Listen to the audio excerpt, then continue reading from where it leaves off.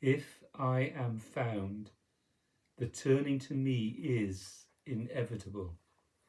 From Recognition of Me's Liberation by Adidas Samraj. Devotee, beloved Lord, I would like to ask a question about the moment-to-moment turning of the faculties to you. When I feel myself recoiling from an incident or contracting or even feeling my vitals shock, it is easier for me to see what I am doing and turn to you. But in other moments, when things are calmed down, when I am mediocre, when nothing is happening, that is when, by tendency, I automatically wander off. So I seem to be in one or another of these two situations, one in which there is obviously a crisis, and the other in which things are peaceful and I am almost automatically in my head. Avatar Adidas Samwaj. Since I am here to be turned to, why would you be mediocre? You say you are able to turn to me when you are having difficulty. Are you really turning to me? Or are you trying to turn away from the difficulty? Are you actually aware of me at any time? It is your devotional response to me that would allow the turning, not the nature of experience in the moment. If you are aware of me, then there would be no difference one moment to the next relative to this impulse to turn to me. Therefore, it would seem that you are simply not aware of me at any time. It is just that, when you are feeling self-satisfied, you do not feel like doing much other than being self-satisfied. And when you are feeling uncomfortable, you want to stop feeling uncomfortable. In both cases, you are reacting to or associating with your own conditions and not turning to me. What is more, you are not really aware of the condition in which your experience is arising. If you were, crisis or difficulty would not be required to motivate you to transcend your moment-to-moment experience. Thus, you are neither finding me through devotional recognition, nor are you understanding your own egoic activity. Fundamentally, then, you are not practicing at all. You are simply occupied with self. Sometimes you are satisfied with yourself and sometimes not. When you are not satisfied with yourself, you like to console yourself with some kind of idea of me in order to relieve yourself from the difficulty. But when you are satisfied with yourself, you are not particularly moved to resort to me. This is the devotionless life, the godless, guru-less life of egoity. In that disposition, I am nothing more than a talisman or a good luck symbol and magical idea. You are simply occupied with conditional self-existence. You are egoically self-identified with the body-mind complex. In every moment in which there is egoic self-identification with the body-mind complex, there is the perception of duality, opposites, contradiction, difference. When there is identification with the very divine self, or the self-nature, self-conditioned self-state of reality itself, there is no difference. There is no duality, no contradiction. In every moment in which there is egoic self-identification with the body-mind complex, the ego self is thus and thereby presumed to be a separate consciousness, occupied with the body-mind complex. When the body-mind complex is transcended, the divine self is realized to be transcendental in nature, not caused and not causing. The world of the body-mind complex is a pattern of causes and effects. No ultimate cause can be found in it. Everything that is observed is an effect of conditional causes and is itself a cause for other conditions. The separate self is experienced to be both a cause and an effect. It seems to be able to cause conditions to happen. It also seems to be itself the effect of causes. That self is the ego. It's identified with the body-mind complex. It is the body-mind complex. It is an illusion. It is bondage. It is suffering. All conditional causes and all conditional effects arise and pass in a flow of unending and beginningless changes. Only the very self-nature, the very divine self, or the self-nature, self-condition, and self-state of reality itself is truth, the true position. The divine self is not the body-mind complex, nor is it bound by the body-mind complex. The divine self is transcendental, prior to the body-mind complex, and yet, in its view, no difference is made by the body-mind complex. The divine self is not different from the body-mind complex, nor is the divine self identical to the body-mind complex in its presumed separateness. It is simply that whatever appears to arise is a transparent or merely apparent and non-necessary and and intrinsically non-binding modification of the divine self. Therefore, the divine self is inherently free of all causes, all effects, and all action. In the great tradition of humankind, the 6 developmental stages of life pass through and beyond modes of identification with the body-mind complex or points of view identified with the body-mind complex, such that in the profundity of the 6th stage of life, the nature of the divine self as transcendental, but not yet transcendental and spiritual, is realized. In the reality way of Adidam, the only by me revealed and given 7th stage of life is a demonstration of the non-difference between the divine or transcendental and spiritual self and all arising conditions. Whatever arises is tacitly and inherently divinely self-recognized as non-different, as the divine self. This realization is my self-nature, self-condition, and self-state, and my self-revelation. My self-revelation is given by means of avataric incarnation, not through the communication of philosophy or modes of mind or mythologies. Therefore, if I am devotionally recognized in and as my very divine form and presence and state here, bodily shown, then one who has thus become my devotee turns to me, is attracted to me, turned beyond conditional identification to my state. This manifests as a process of purification, a life of constant ego-transcending practice, a life of surrender to me, in which the total body-mind becomes available to the transmission of my own person and transcendental spiritual presence. By means of this transmission, my devotee comes to understand and transcend and altogether be purified of the conditions of egoic self-identification with the body-mind complex. And by means of this transmission of my own person and transcendental spiritual presence, my devotee is transcendentally spiritually awakened to the capability for the perfect practice, which grows into the 7th stage demonstration.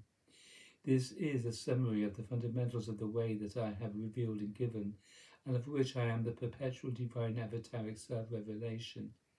The reality of Adidam is practiced only if there is devotional recognition of me, moment to moment. I have not given you some mere technique to apply to yourself, whether in difficult moments or in mediocre moments. The reality of Adidam exists only in this responsive practice of whole bodily devotional recognition of me. The practice of Adidam is not merely about what you do with the faculties. The practice of Adidam is devotional recognition of me, in which you are attracted to my state. On this basis, the faculties move to me, becoming indifferent to their objects and from patterns that otherwise arise.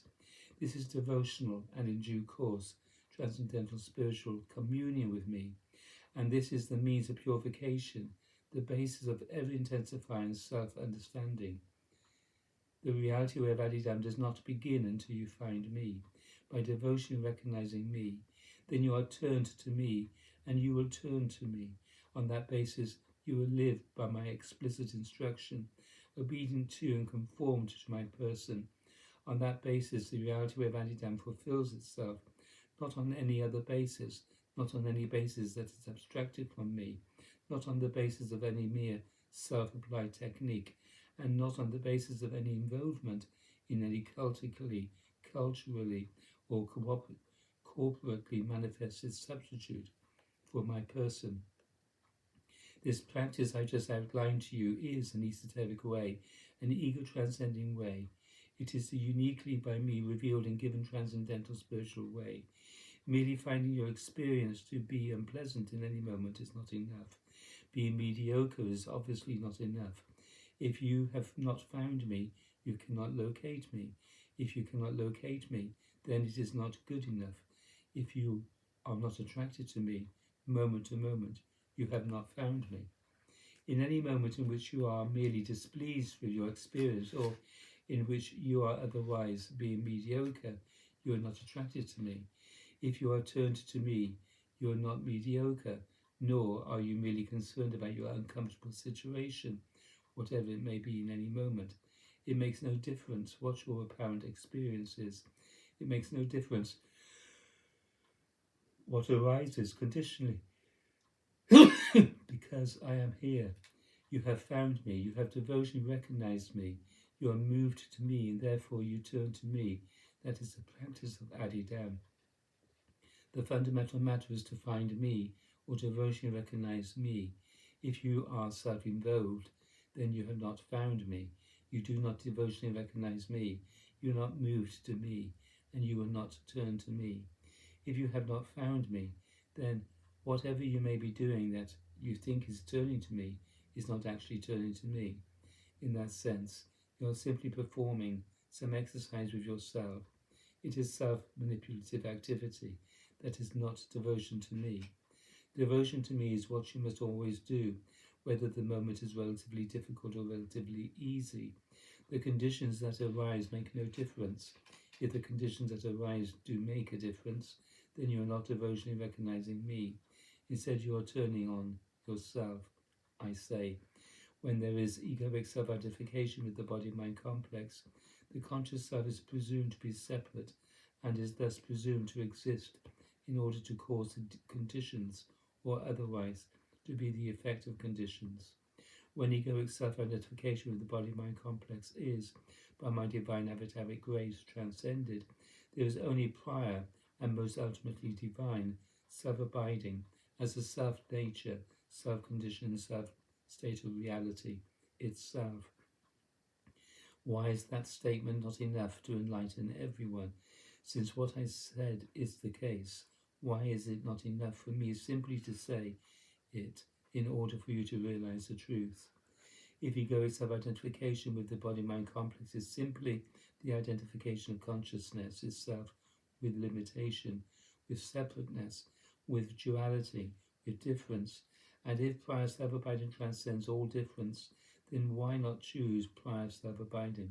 Why would you not do that instead? Well, it would certainly be preferable if you did, but the fact is you cannot, you do not, you will not. Therefore, it is not enough for me to say this. Divine self-realization cannot be established by mere philosophical proposition. The nature of divine self-realization can be stated clearly as a philosophical proposition, but that is not the same as transmitting the realization itself. It is not as if you are merely making a bad choice, as if you are choosing to be egoically self-identified with the body-mind complex and doing so ignorantly, and therefore all you have to do is come to a clear understanding that to abide as the true self, or in the prior condition, is truth, is liberation, is enlightenment, and then having cleared at that point, you would immediately be established as the true self. It is not enough. Realization is not established by any such proposition. Something true has been said by this explanation of mine, but the explanation in and of itself is not sufficient. Why not? The why not is what must be understood. It is not merely philosophical matter. Egoity is not established on a merely philosophical basis. Egoity does not exist merely on the basis of an error in judgment or as a bad choice.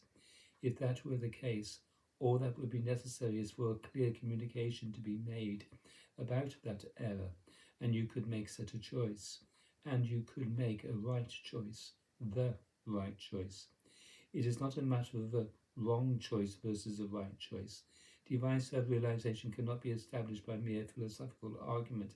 It cannot be established on the basis of the generating of any conditions in the mind or in the body-mind complex altogether. Divine self-realization inherently transcends the body-mind self.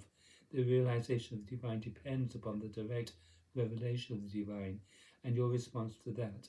The egoic self-identification with the body-mind complex is not being made merely on the basis of a bad decision or an ignorant decision. Rather, it is established on the basis of an activity.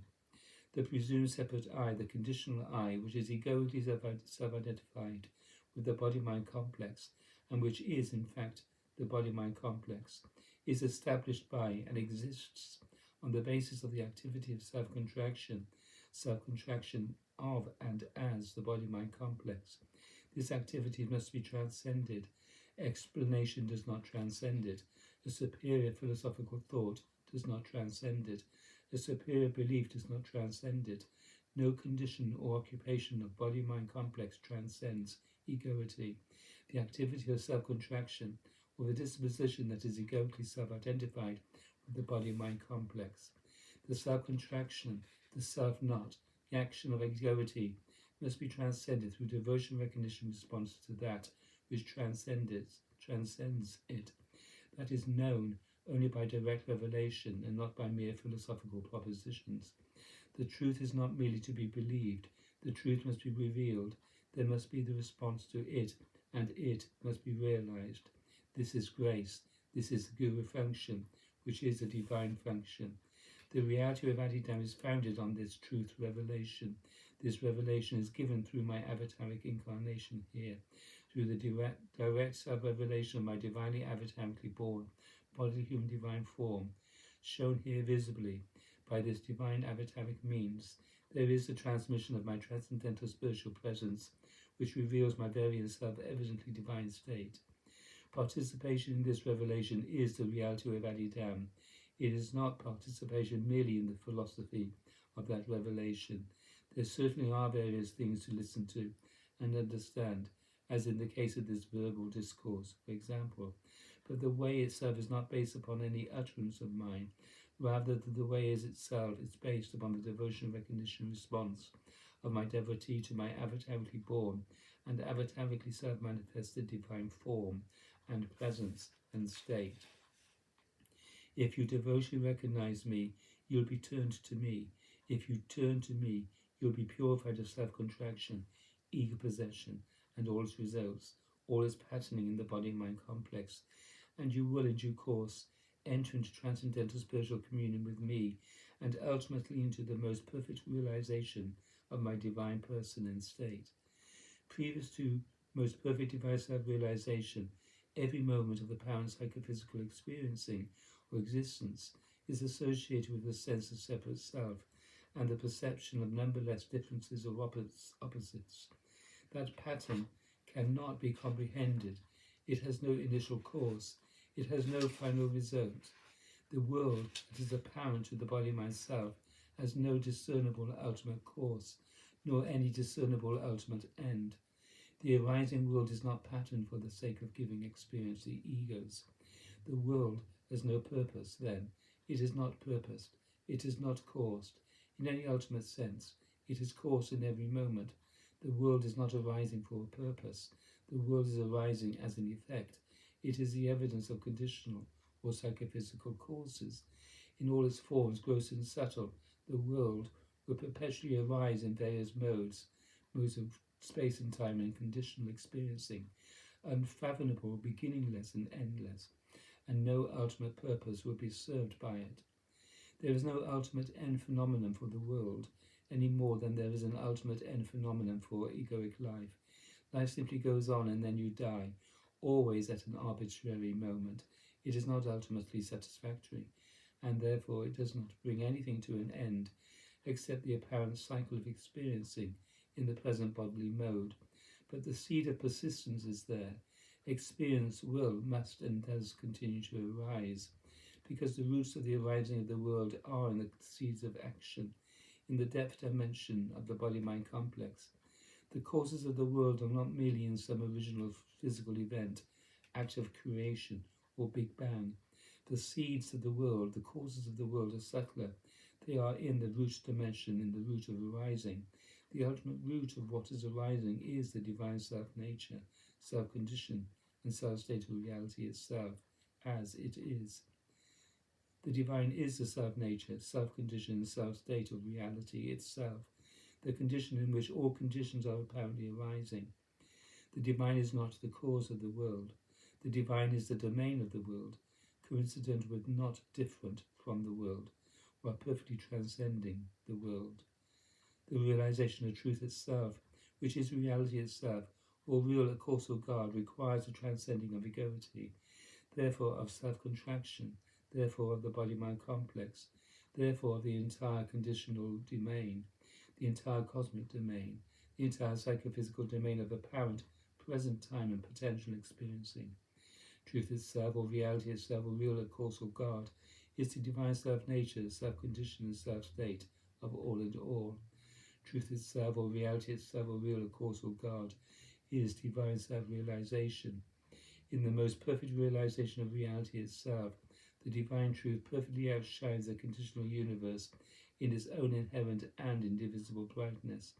The divine self-nature, self-condition, and self-state of reality itself is revealed through the divine function, traditionally called Guru, which is manifesting uniquely in and as my divinely avatarically born divine form and person. My avataric incarnation as the divine Guru function is self-manifested, transcendently spiritually, and perfectly divinely in bodily human form, in bodily human divine form. If I am not devotionally recognized, then there is no turning to me beyond the act of self-contraction. There is no turning out when there is not of me. The reality where Adidam is the devotionally responsive turning of the body-mind complex to me, beyond self-contraction, in devotional and in due course, transcendental spiritual communion with my divine form and presence and state. This must be said, and I have said it. I have also summarized the process of devotional communion with me in philosophical terms. The reality of Adidam is itself devotional recognition response to me. In any moment in which devotional recognition response to me is true, you turn to me and are entered into devotional communion with me, beyond self-reference, beyond self-contraction, beyond bondage to all perceiving and thinking. In this eager forgetting devotional communion with me, there is the purification of the body-mind complex, and there is the ever-deepening process of self-understanding. When this devotional turning to me is transcendently spiritually awakened by me, on the basis of constant searchless beholding of me, consistent right life obedience to me, and tacitly established perfect knowledge of me, self-understanding is magnified, purification becomes more effective, equanimity is more profoundly established, and in due course there is the awakening of the unique capability that I call true hearing, or most fundamental self-understanding. On that basis, my transcendental spiritual self-revelation establishes the perfect practice of Adidam through my gift of the thumbs, which is necessarily accompanied by fundamental psychophysical equanimity, the characteristics of true and free renunciation, perpetual profoundest devotion to me, and the establishment in my divine transcendental spiritual self-nature, self-condition and self-state is the basis of the further demonstration of the reality way of Adidam. Devotion to me is awakened through sighting my divinely avatarically born bodily divine human divine form, and listening to my divine avataric leelas and my divine avataric word. When this becomes the finding of me, the recognition of me, then devotion to me is established. The reality of Adidam is not established before then. Until then, you can sight my divinely avatarically born bodily human divine form. You can listen to the stories of my life and work. You can study my reality word, and all of that continues until there is the true devotional recognition response to me. Then the reality way of Adidam can begin. The reality way of Adidam is more and more elaborately manifested by applying oneself to my explicit word of instruction, by participating in the constant process of invocation of me, by cooperatively associating with other devotees, and by being accountably involved in the culture of the sacred domain of devotion to me. However, the reality of Adidam is never reducible to philosophical summations or simply to words of mine. It is not reducible to stories of my life and work, or what in that case becomes effectively mythology, not necessarily meaning something false, but something that exists only in the mode of pictures in the mind. My instruction is explicit. It must be followed explicitly in its details. My instruction is not there for you to bargain with or to revise into some mode of performance on your own part, abstracted from me. If you abandon my fundamental instruction, which has to do with the devotional recognition response to me and the devotional turning to me, then no matter how correctly you attempt to follow my instruction, you will still not be practicing the way I have revealed and given. You cannot set my fundamental instruction aside and reduce the way to techniques or ideas alone. All such content can be fitted into the body-mind complex in its independence from me, in its self-contraction. Thus, you may think the practice of Adidam is about turning faculties to me. Yes, it is, but it is not merely about turning faculties. It is about me, turning the faculties to me, not by objectifying me into something from which you are detached. Rather, on the basis of present-time devotional recognition of me, the faculties turn to me responsively. Then it makes no difference whether the moment is difficult in your experience and you want to get out of the conditions of the moment, or whether the moment is pleasurable and you want to stay in it, or whether the moment is simply mediocre and you are wandering aimlessly in it. It makes no difference what arises or what the tendencies or patterns may be. For my devotee, every moment of practice is entirely about the devotion recognition response of me. That is what makes the practice true and profound. Only on the basis of real devotion are the faculties turned to me. The turning of the faculties to me is a response to me. It is not a technique for manipulating the faculties themselves. The whole body mind must devotionally respond to me through devotional recognition of me, the finding of me, in this moment and this moment and this moment, moment to moment. If I am not found, the turning to me does not happen. What you said to me earlier is about the turning to me not happening. You said it was happening in difficult moments, but not in other moments. Actually, it is not happening at all. Not when things are difficult, and not when you are mediocre or self-indulgent. Because the turning to me is not something you do with yourself. It is not something you do with the faculties of the body-mind complex. It is not something you do to the body-mind complex. It is something the body-mind complex does in its devotional response to me, recognition response to me, when I am found. If I am found, the turning to me is inevitable. It occurs through attraction. It is not a strategy that you engage through self-manipulation. It is a response into which you are entered voluntarily, recognizing me moment to moment. If you are simply ego-possessed, you can try to reorient the body-mind self to me. But what does that mean? You will be somehow or other moving attention toward a picture of me or an idea of me. That is not me, that is my sign. But merely moving attention towards a picture of me or an idea of me is not devotion recognition of me. Devotion recognition of me is tacit participation in my avatarically self-revealed divine form and presence and state. When you are actually profoundly turned to me, moment to moment, then there is openness to my avatarically self-transmitted divine presence, and I become transcendently spiritually recognizable, transcendently spiritually known, transcendently spiritually attractive. This is a unique process. It is not what so many seem to think it is. The body-mind complex is itself a system of energies, and by manipulating it, or having to be manipulated in various circumstances, those energies are perceptible. They move, they generate sensations and experiences. That is not me.